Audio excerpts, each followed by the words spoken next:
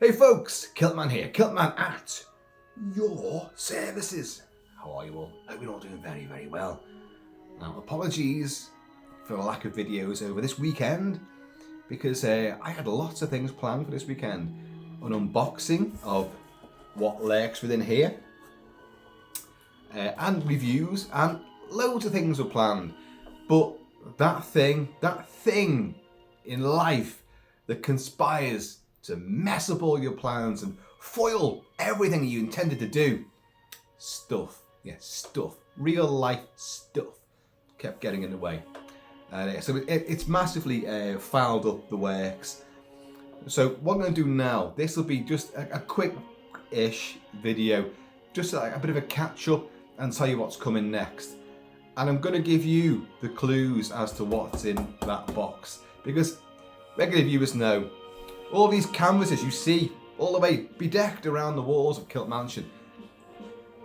There's a lot of new subscribers, a lot of new viewers now, so I've got to put people in the picture. One of our super friends of the channel, Steve 007 Smith, you know him, you love him. He bestows these things to me, and he creates them. He gets the. It could be original poster artwork, it could be fan artwork, but he tends to tinker around with the artwork, and then he sends it off to the elves, and then they come up with it and put it onto a nice hardwood or plywood back canvas thing. You know what I mean? And he then sends it to me, and he sends me clues as to what might be in the box. And he did the same with this. Now this arrived a few days ago, and I've been dying to open the bloody thing, and it just hasn't happened because of the aforementioned stuff has got in the way. I've even been at the point where I was going to do this yesterday, and for about the third attempt, and I had everything arranged behind me, all the things I set up as props and set dressings, and right when I was about to press record, we had a visitor, and a family-related visitor, who was bestowing gifts, photographs of my dad, Big Kilt Papa, from many, many years ago, and also. And a lot of you guys will know about this. My dad was a military historian, and I have followed suit. And there was a lot of documents and photographs and imagery and paintings, well, images of paintings from Isandlwana, 1879. British got massacred by the Zulus, and I've talked about it a lot. But there's also stuff from Rorke's Drift, where we had the magnificent defence mounted against the Zulus that didn't whet their spears at Isandlwana. They're like, well, I want to kill some redcoats. So off they went to go and take out the little mission station at Rorke's Drift, and failed to do so. The film Zulu, and the previous day was the film Zulu Dawn. My dad supplied a lot of equipment and tunics and whatnot, helmets and spears and Martini Henry rifles for the production of Zulu Dawn. And so a relative of mine just happened to stop by with all of this stuff. I'll be honest, a lot of it, the imagery and paint, I've got all that. But there was pictures of my dad, not from Isandlwana. He wasn't that old, for God's sake. But there was pictures of him from the 1950s and earlier. And yeah, it was really great. So obviously, that took over a fair bit of time. And then to digest all this, I went to the pub, didn't I? I went to the pub dressed in this jacket as well, and then sadly, well, it's all from a certain perspective. Sadly from Mrs. Kilt-Man's point of view, but actually quite happily from my point of view, I stayed out too long, as is usual. And so I didn't get the video done.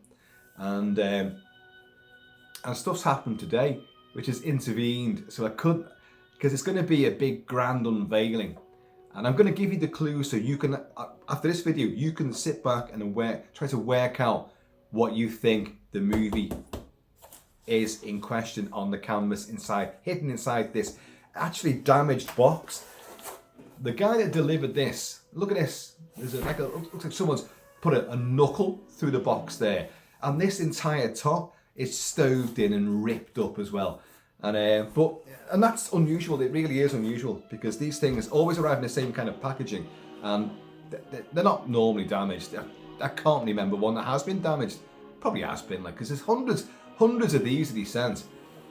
But so it's been sitting here. But the guy, like, he basically threw it at me. And I was like, oh, cheers for that. Wow. And it arrived a week early. When Steve first told me, oh, there's a canvas coming, he told me it's coming next week, which will be this forthcoming week. It arrived the next day. So actually, the next morning, he said, like, you're not going to believe this. It's they've done it. Apparently it's coming to you today.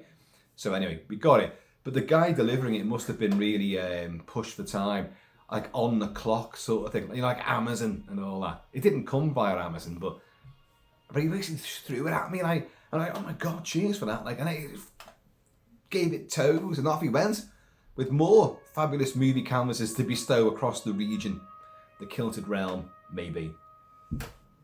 But I'll give you the clues to that in a bit. But so I was out last night wearing this tunic, and which I love, and it's nice and it's very woolly. And being a guy that wears a kilt all the time, which attracts hair, I have a husky who is lying down there right now, and of course that husky fur, it just leaps off her body and goes, "Ooh, a kilt! Ooh, love this! Let's roll in to the tartan." And that's what happens. And then of course, stupidly, I went and put on an old, but this is a reproduction of a US cavalry tunic, and I've got the appropriate shoulder boards on. I think I've done videos on this, in fact. And I went out strutting my stuff last night. Again, just have a few drinks before doing that video. Well, that few drinks obviously became a few more drinks, and I was absolutely covered in dog fur. And I was choking on the stuff.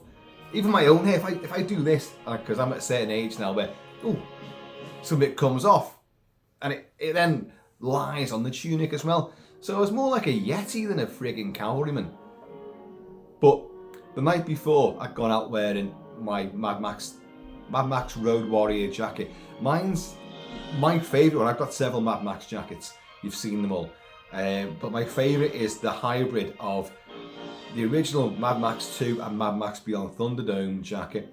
Of course, you guys know I've got the genuine shoulder pad and the shoulder plate, the rolling shoulder plate, taken from Mad Max 2 and Mad Max Beyond Thunderdome by the guy, the costumer who made it for the movie, with the appropriate strap underneath, and it's fabulous. It's a great jacket. I've weathered it, destroyed it. It's been through the wasteland and back umpteen times. And I've got the little red rag from Mad Max 2, where you soak up the gasoline, from any overturned dune buggy, Marauders vehicle, and before it explodes, obviously. And so I had that on it as well, and I've worn it a hell of a lot. But it's kind of hybridized between the Mel Gibson version of Mad Max 2 and Beyond Thunderdome and the Tom Hardy version, which has a bigger shoulder plate. It's much bigger. He's a bigger guy, but it is a much bigger plate that they put on him for that movie.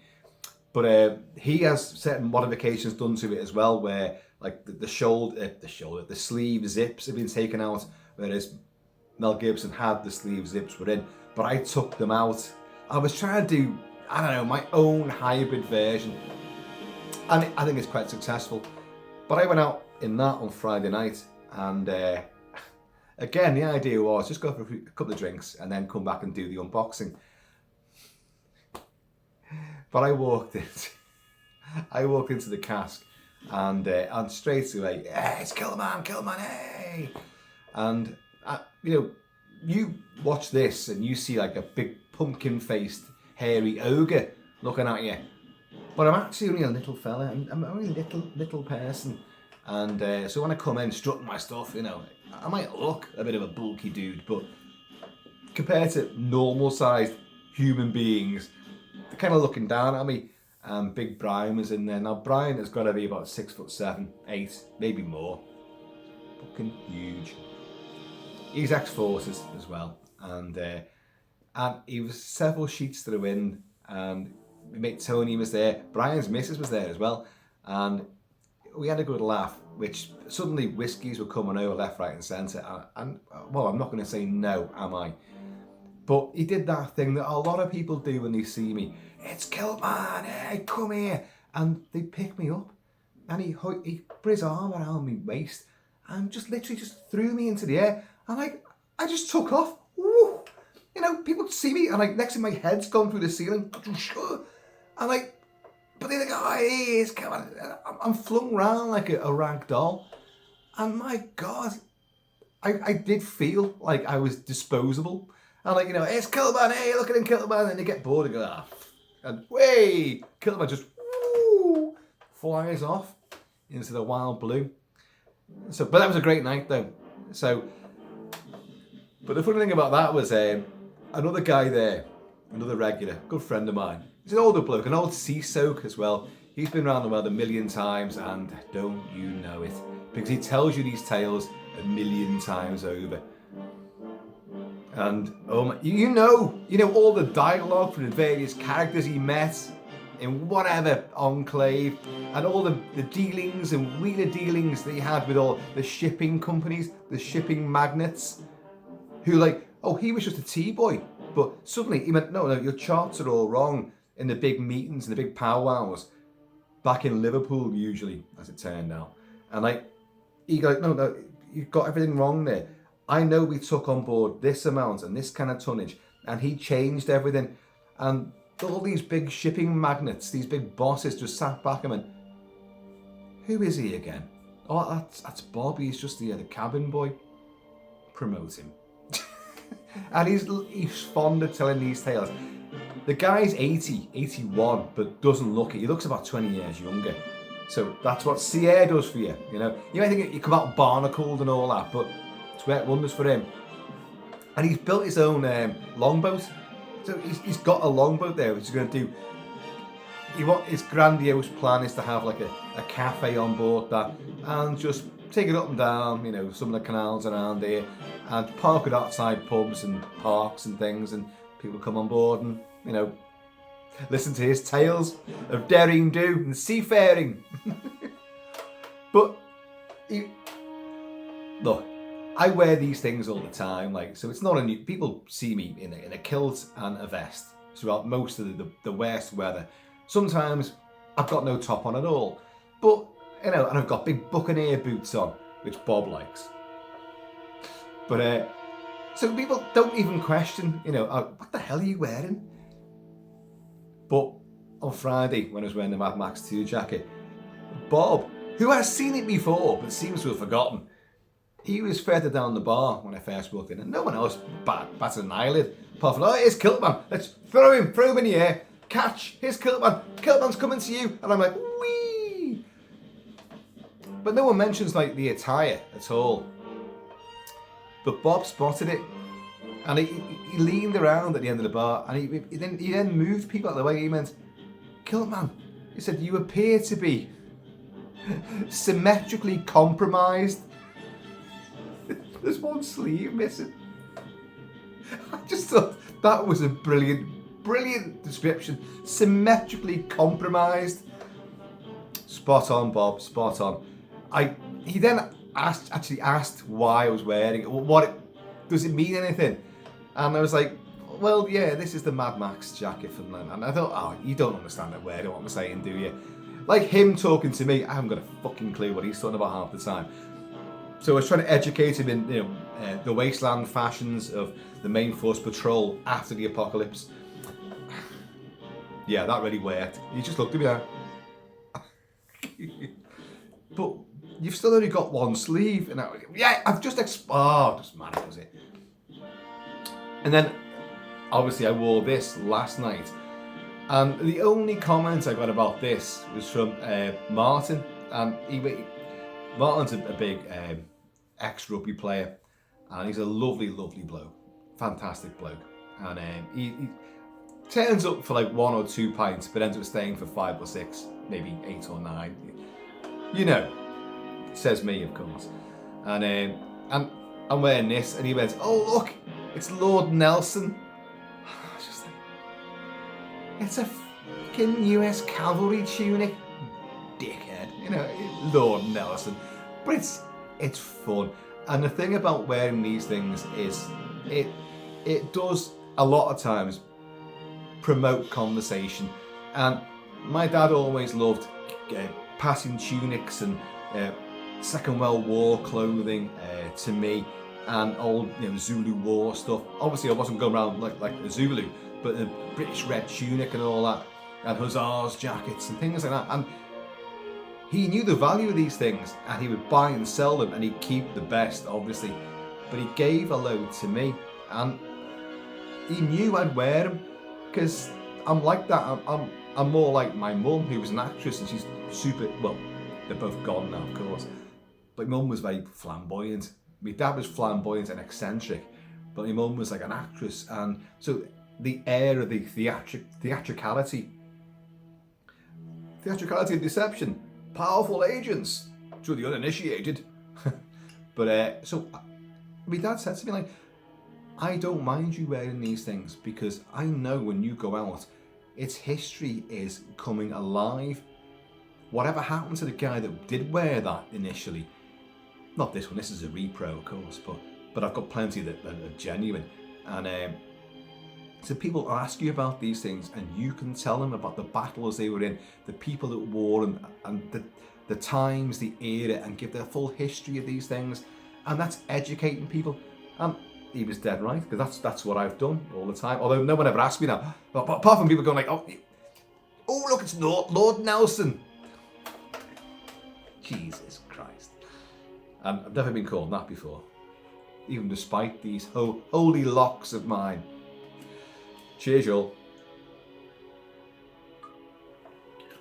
Now, there are a couple of things I'm going to show you here, because Craig, you were talking about Jeff Love and his orchestra from the 70s, who did his own disco versions of movie themes. And you left me a comment saying, have you heard the Star Wars or sci-fi themes of Jeff Love?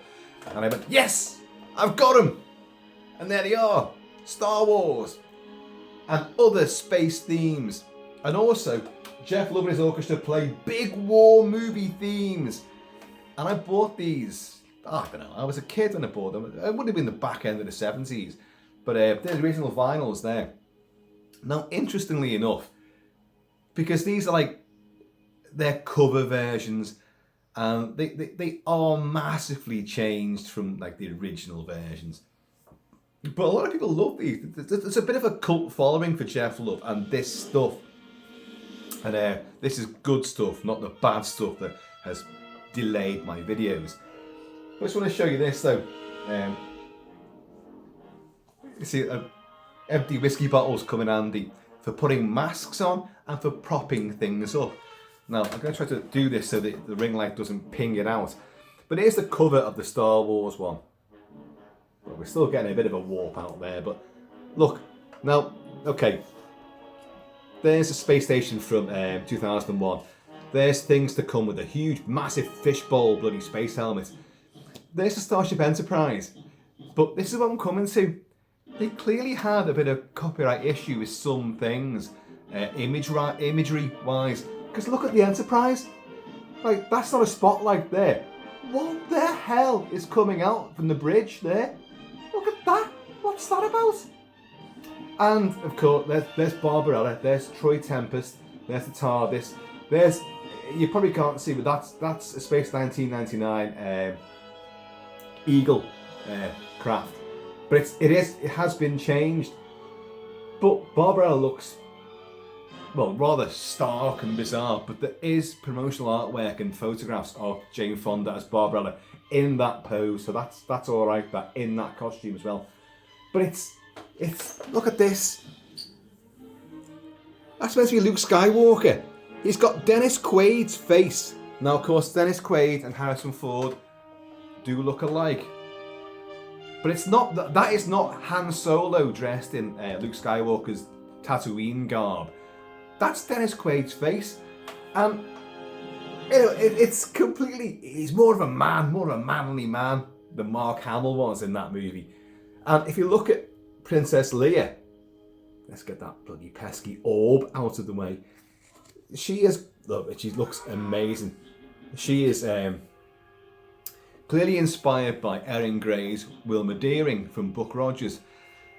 Yes, I know, there should have been a video on Buck Rogers this weekend. Don't worry, all the videos that were meant to be done this weekend are coming, just not this weekend. It'll be tomorrow, Monday. But she's uber sexy, but much bigger hair. Proper like late 70s bouffant big hair that Erin Gray had. And the body is Erin Gray. And the look on her face is pure sultry Erin Gray. It's fantastic.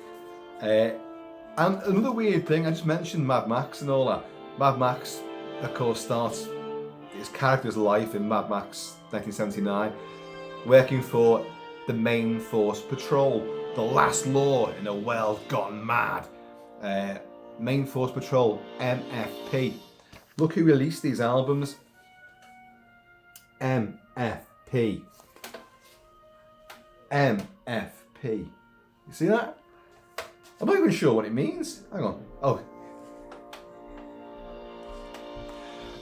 I know now. Music for pleasure. It fucking tells you. Open your eyes, Kilt-Man. Open those little piss holes in the snow that you call eyes. MFP. Music for pleasure. Now, I was looking for what year this was actually released, but I can't find, well, you know how bad my eyesight is, I can't find a date when this was actually released, this album. It gives all the dates of the original music tracks and all that. But you've got the main title from Star Wars, the UFO main theme, the theme from Star Trek, Barbarella from Barbarella, Space 1999 main theme, also Sprach Zarathustra from 2001: A Space Odyssey. That concludes side one. Then you have the March from Things to Come, Thunderbirds, Princess Leia's theme from Star Wars, Doctor Who from Doctor Who, When Worlds Collide, and Mars, the Bringer of War from, because it does say on this, when is it now? Shit, when is it? It says Create a Mass Experiment, which you think, wow, that'll be great, that. Is that from the original Hammer movie, Create a Mass Experiment? No, it's not. It's Mars, Bringer of War, Holst, of course, which is taken from the Create a Mass Experiment from the BBC television, vintage television show, serial of it. But it's still great stuff, you know. And, well, for those of you, hang on. Oh, you're going to fall off, aren't you? No, you're not. Whoop. The big war movie themes. Jeff Love and his orchestra play big war movie themes. There's quite a few on this. Oh, there's a bit of a sort of liner notes as well. But if you notice, look, that's clearly Michael Caine. That's clearly Lawrence of Arabia, Peter O'Toole, and that's very clearly John Wayne there. So there's no pissing around with people's imagery to try to get around copyright. And you've got imagery from Is Paris Burning, Bridge of the River Kwai, 633 Squadron. So, you know, they didn't mess around with that one. That one was okay. And you've got the Colonel Bogey, Bridge of the River Kwai, Lawrence of Arabia, Guns of Navarone, Battle of Britain, The Longest Day, Where Eagles Dare. Awesome. They are all awesome, to be honest. 633 Squadron, The Dam Busters, The Great Escape March, the Green Berets theme, and the theme from Is Paris Burning, and the theme from Reach for the Sky. Great stuff. Again, they're very clearly not, you know, from the original composers and not the original recordings. They are re-recording cover versions. But when you were a kid, you perhaps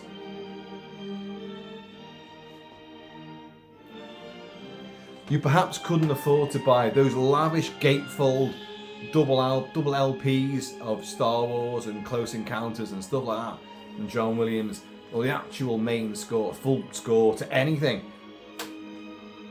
You found these in the likes of Woolies, Woolworths, and you know, and you may do. They still sounded great to your very uneducated ears. I also got the full soundtracks wherever was available. But these have their place. So Craig, yeah, I've got them. And they are great. I might even play them at some point because I've got that fantastic fantastic turntable from the early 70s, 1971. I've done videos with it and I've played stuff on it and it's great. It's only mono, but my God, the sound it puts out, wham, it's just fucking Jesus Christ. I don't even need people in the pub to throw me around. All I got to do is just crank the sound up to maybe 3 or 4 on that, and I'm ricocheting around the walls. So, before I get onto the box and give you the clues, which you can then go home and try to work out, well, unless you already are home, then just try and work them out. Our good friend on the Emerald Isle, Captain Ronnie, sent a fabulous box full of a supply of Tato crisps, the favourite of Northern Ireland. Tato crisps, mainly smoky bacon, which are truly heaven sent. And a big supply drop came full of those. Big bag. I've already done one entire multi-pack of smoky bacons. Other stuff there. And there was also marshmallows in there, jammy marshmallows. And I forgot what they're called now. There was like some tea cakes, little jammy, tea cake, chocolate covered tea cakes. In fact, they're over there. They're over there. We haven't actually opened them yet, but they're going to be great. And these things called Kimberleys, which I've never heard of. And these are like sort of ginger biscuit type things with a coconut fondant filling. I haven't tried them as yet, but yeah, they look great. But he didn't just send that. There's a little something extra thrown in there, which we're going to show you now. So you're going to get something. You're going to get something to see. And Ronnie, cheers, mate. Craig, cheers, mate. And Steve, cheers, mate. Right, now this. Get the packaging for you. This is, I don't know if you can see that. It's Whaling Dip Candles, the wee Wicker Man. It's a beeswax candle in the shape of the Wicker Man effigy from the Wicker Man on Summer Isle, with Lord Summer Isle, sacrificing Edward Woodward's virginal copper, to guarantee a good season and good harvest. Yeah. And Britt Eklund. Yeah. And Ingrid Pitt. Yeah. Fucking incredible movie. But this company, Whaling Dip Candles, have done a Wicker Man. Now, that's the great packaging. And they have their own, you can't probably not see that, but their own fantastic logo. And it says on the back here, it's time. Christopher Lee would say this, of course, as Lord Summer Isle. It's time to keep your appointment with the Wicker Man. Our Wicker Man is pure beeswax, individually made and finished by hand. Okay. Burn on a plate or similar. Use responsibly. Do not harm. Made in Whaling Dip. Caution, please read the instructions before use. And I will read them, but I'll show you it.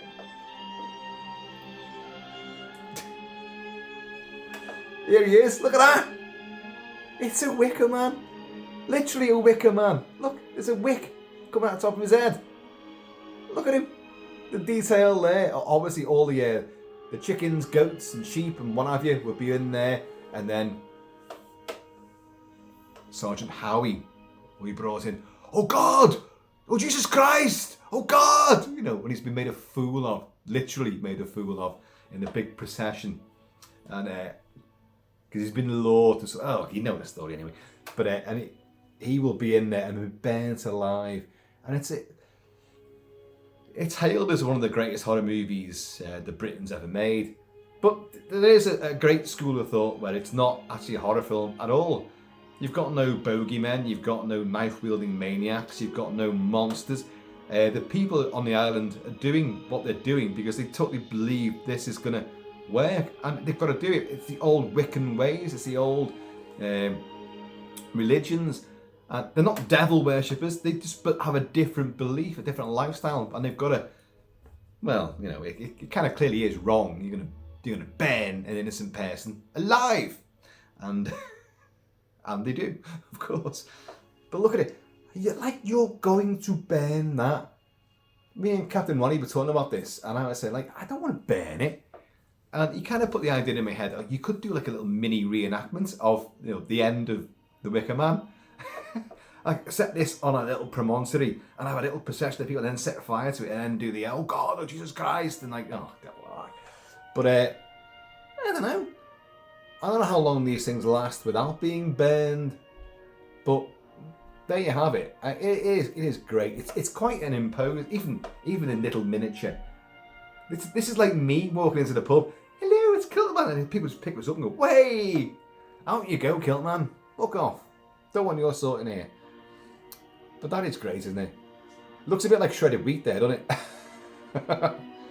And there is a nice smell to it as well. It's beeswax, pure beeswax. Nice smell to it.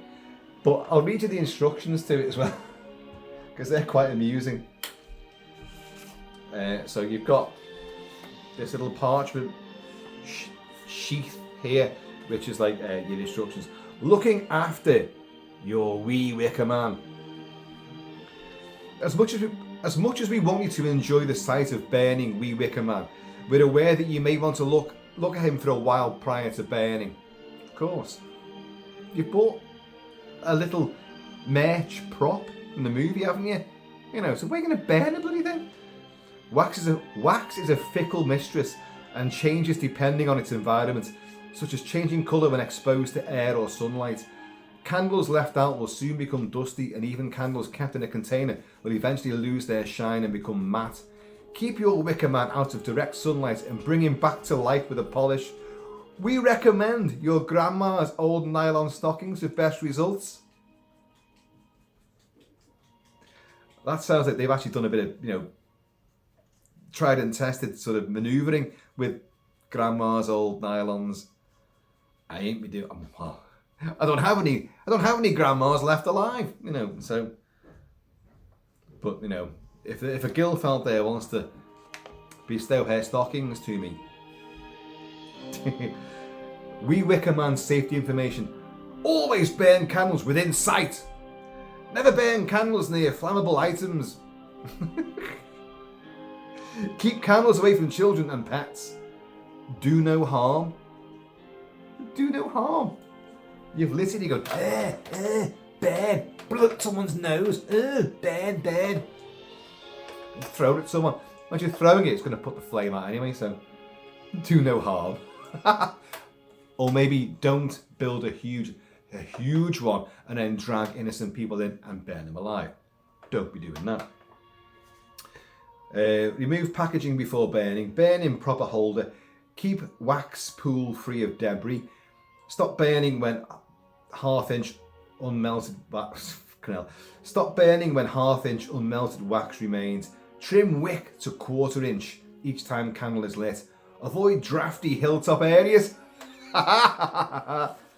Which, of course, is where they erect the huge Wicker Man. A drafty hilltop area. But it's isn't it beautiful? And it's such a great idea as well. But how many people have bought these and actually lit it? Oh, not many. Oh, come on now. You're not going to do that, are you? I know, there's a sort of burning desire to see how it looks. But they set fire to it from the bottom, remember, and it's wood, and it just becomes a blazing inferno. That's just going to melt. Flame there, and it's going to melt. It's not how it looks in the movie. It feels nice as well, you know. That is great though, isn't it? So, and I love that, wee Wicker Man. The wee Wicker Man, oh hey. There he is. Just want a wee Eddie Woodward to go alongside it. What else was there to show you? That might be it, actually. Right. Canvas. Okay, so again, for newcomers, Steve sends me the canvas. He sends me clues, and I have to work it out. And very often, mostly, almost all the time, I do work it out. Now, because of that picture that he sent as well, of him going out on his works do, it's cemented. I had 2 ideas, and a few other possibilities, but I'll go into all that when I do the full video on it. But these two they were jockeying for top position, and it had to be one or the other, had to be. And then he sent me the pictures going out on his do, and then behind him are 2 canvases of his own, and one of them was one of the things I thought of for this. So I said to him, like, mate, you've just solidified my suspicion, and so I'm convinced that I know what's in that box. But he could be throwing me in. He could be doing some kind of weird mind game with me. Could be, but I don't think so.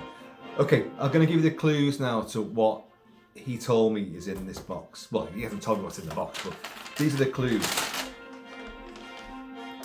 Right, it's a film from the 80s, okay? And it has one of the most iconic posters of 80s cinema. Now, I know, you can really see there's a few around right now. And before you go, because he sends hundreds of these, we've already got, so a lot of things are not, it couldn't possibly be because I've already got them. So don't go thinking, oh, why didn't you mention that? Why did you? Because I've already got them, that's why. Surprisingly close adaptation of the novel it was based on. Okay. I had one of my ideas, suspicions, from those 2 things already, and I was 100% convinced I had it at that stage. Considered to have performed slightly badly. Is that badly? Can't even remember. Slightly poorly, but still came away making a quite considerable profit. I'll try and read that correctly. It was considered to have performed slightly poorly at the box office, but still came away with a considerable profit. I think a lot of films could be sort of termed like that sort of thing as well. But the director of this movie has said that he considers this to be a direct sequel to another film. Okay, well, again, those top two, well, it's got to be one of those 2. And now I'm 100% convinced that it is one of them because of his picture. Although I was veering between one or the other the whole time. But, and it could be lying, for God's sake. There's always that consideration. He could be like throwing me a massive sort of wobbler there, like send him off down that road. But we're down here. And he'll make a right fool of himself. But I think I know what it is. Should I read it again? Okay. 80s. One of the most iconic posters of 80s cinema. Already, now I know a lot of people are thinking, well, it's going to be this, it's going to be that. But I know a lot of it couldn't possibly be because I've already got him. He won't be repeating himself. Surprisingly close adaptation of the novel it was based on. Now, that's a clue that I'm not sure is correct, if I'm honest. And that clue, surprisingly close adaptation of the novel it was based on, I'll follow with the director said it's a direct sequel to another film.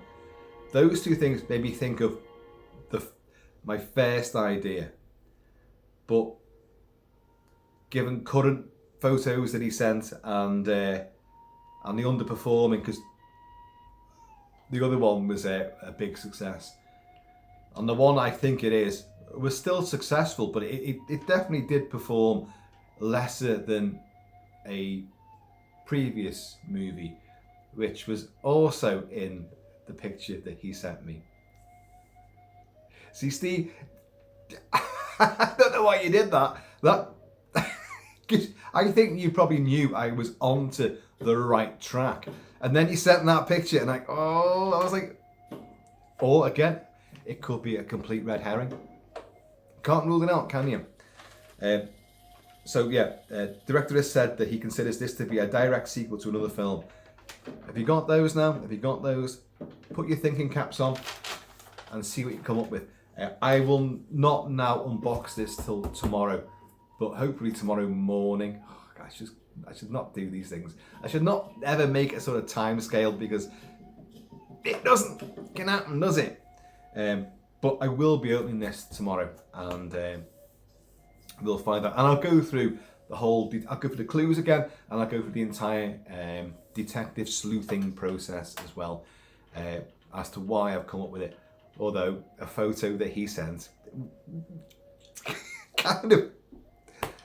Then again, if I hadn't been thinking about it, it would have meant nothing to me. But anyway, we shall see. So folks, there you go. I know you're all thinking, well, Kilt-Man, you could just open the friggin' box, couldn't you? In the time it's taking to waffle on inanely about nothing. You show us a little candle. Oh, beeswax candle.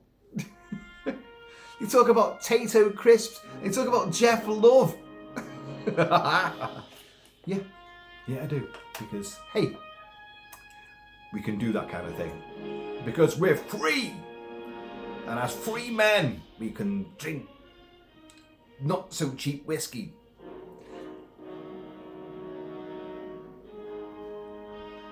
It is cheap, but for a blend, it ain't that cheap. So, we'll open that in the morning. I promise you that'll be the first thing I do tomorrow is open that box. And we'll go through the whole process. And hopefully, you might get a sort of mini review of the movie as well. And we'll have a laugh doing it. So, it's all good stuff. It's all hey-ho. What the hey? So, folks, in the meantime, and this ever, I don't know, Tato guzzling, whiskey swilling in between time, please keep it Celtic, keep it Celtic. And I'm going to see you all later.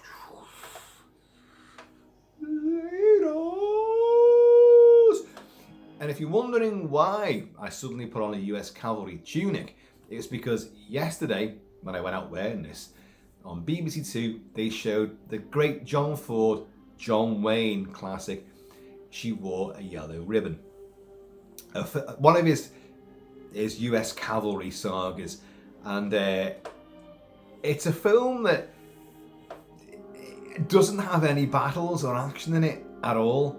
But the cavalry look amazing, and John Wayne is Captain Nathan Brittles is about to retire, and they've greyed up his hair and tried to make he's less swaggering, he's a bit more arthritic, but still great in the saddle.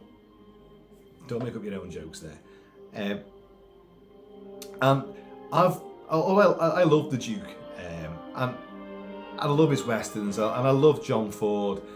I just thought, I reviewed the film as well many years ago, that it's a big build-up to nothing, but it's not about the battle. It's not about the battle. He averts war, and Nathan Brittles, he's a brittle fucking, well, he's not brittle. Brittle snaps. He's granite. He's fucking brick hard. But he loves his men. He loves his company. Loves his troops, and his farewell, his retirement. John Wayne. A lot of people don't like John Wayne. His politics and all that. He's here somewhere. He's a Green Beret, and there's a film which caused a lot of controversy. And yet, it didn't shy away from what happened in Vietnam and what the special forces actually encountered there. It didn't shy away from that. But anyway, he's a bloody good actor, And when he crumbles, and they give him a pocket watch, a silver pocket watch from, I think, Did it come from Kentucky? Oh, I can't remember now. I only saw it yesterday as well, I've forgotten. And it's engraved. He has to put his spectacles on to read the engraving. And even though it's his final parade, and you can see he's moved, and it's genuinely beautiful.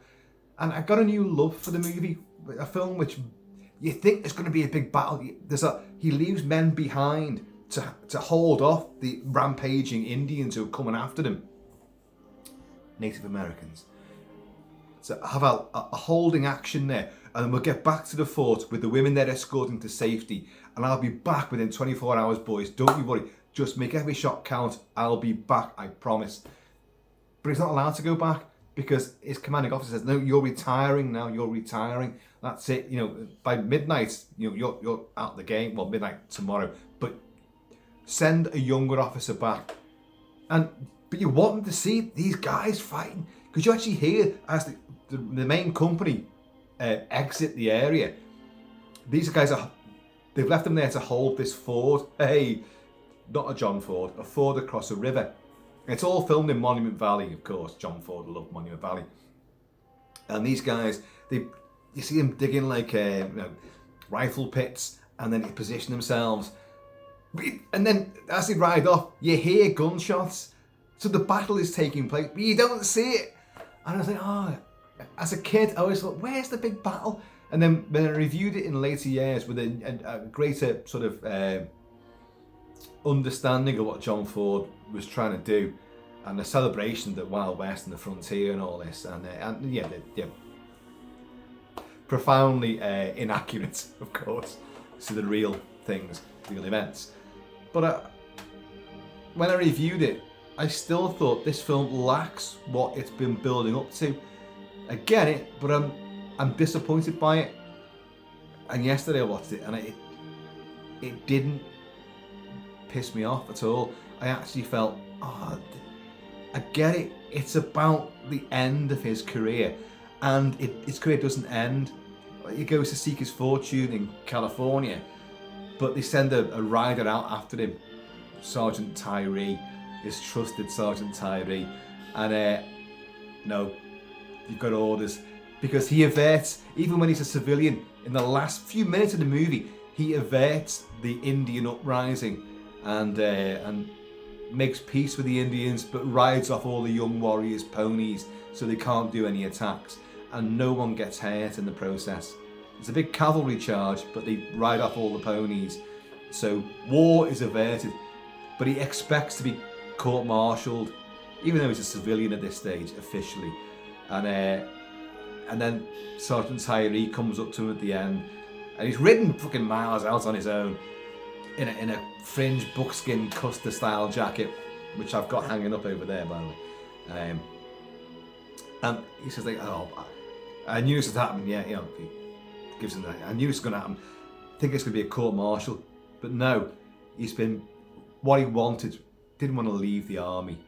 He's been brought back into the army as a scout, a chief scout, and they've promoted him as well.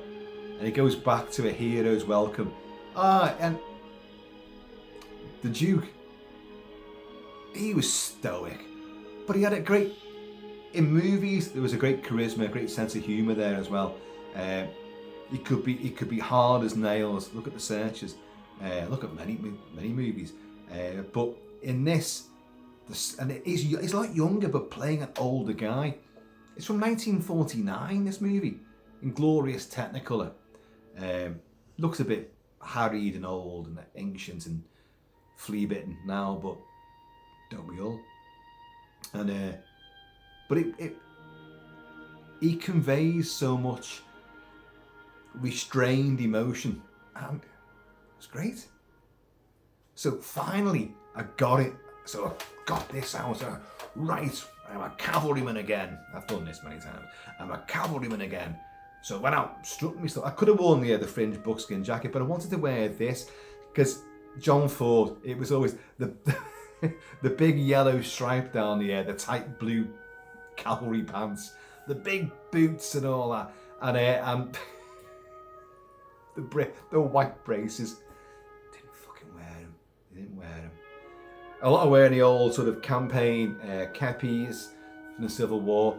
You've got the Irish sergeant as well, who's a massive drunkard and a big bruiser. And the only battle you get in this movie is him battling the people that the demobbed suit that Captain Nathan Brittle's John Wayne has to wear. He knows that his Irish sergeant, who's a massive pisshead, he's retiring in 2 weeks' time. It's so beautifully done. He's basically telling us, but it doesn't tell him, I don't want him going out on any more missions. He's about to retire. Let him retire in peace. But I know he's a hard drinking, hard battling swine with a heart of gold. But so he gets into this suit might fit you. My last order to you is to put that suit on and just wear it because I want to see how it might look on me. Wear it in.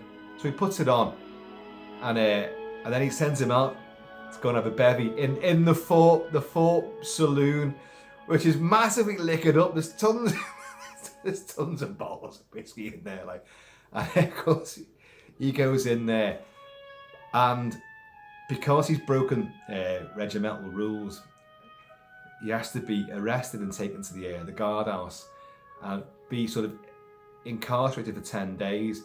But that's not long enough because Nathan Brittles wants him to be. This is the trick he's pulling. I know he'll cause a fight when they go in to arrest him. He'll cause a fight, and I want him to be locked up and safe for the end of his career. I don't want him in any jeopardy or danger. And it's a beautiful touch, but it's a brilliant sequence of what's his name? And I've forgotten the actor's name as well. I'm very kicking myself now because I didn't expect to talk about it either. And Quincannon, Quincade, I don't know. But he's an Irishman anyway. And he's swigging whiskey, and these guys come in and he gets them a whiskey, but then they're about to arrest him. So he's great. You know, he's ducking every blow they put to him, and he's taking them down and sending them over tables. And then they wake up and he sits them down and has a drink with them. And then you have a toast to the retirement of Captain Nathan Brittle's John Wayne. And then they chuck all the glasses, and even a bottle goes out the window as well. And then he starts hitting them all again, and then he boots them and kicks them out of the place. Finally, one of the women, an old harridan really, but she's wonderful. She goes in, Sergeant I forgot his fucking name, fucking whatever. Sergeant Irishman, just walk yourself to the guardhouse now. And he does, and he walks out proud. And John Wayne then goes to the commander-in-chief of the fort and says, how long are you going to lock him up for? Oh, well, regulations, 10 days. He goes, no, he's got 2 weeks to go. Okay, well, I'll sort it. Nathan, you have my word. It's just beautiful stuff. It's slapstick, it's comedy, but there's a heart and a whimsy to it, which eluded me throughout my childhood watching all these westerns, and that was never the one it's a cavalry film, but it's nothing happens in it, basically. But it's great. So there you go, folks. Again, you've got a little mini review at the end of this video. Cheers, y'all. Cheers, Duke. I should say Duke. And I'll be back to open that. You've already got a few ideas, and I'm having you cooking around in your heads. And some of you are going to get it. I know you are. And you're probably going to post it up as well. But you're probably like me. And from those clues, one title looms large. Another one creeps in. But for me, it's the other one. Even though I'm giving clues myself, one of those clues isn't quite right. Anyway, I'll let you ponder on that. For the second time.